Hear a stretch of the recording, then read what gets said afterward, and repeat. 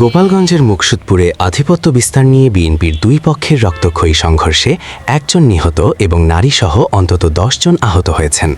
সোমবার সকালে উপজেলার কমলাপুর এলাকায় এই ঘটনা ঘটে।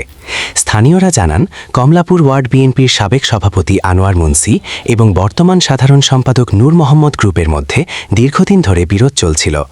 এর জেরে আজ বেলা ১১টার দিকে নূর মোহাম্মদ গ্রুপের একজনকে কুপিয়ে জখমের খবর ছড়িয়ে পড়লে দুই পক্ষ দেশীয় অস্ত্র নিয়ে ব্যাপক সংঘর্ষ ও বাড়িঘর ভাঙচুরে জড়িয়ে পড়ে।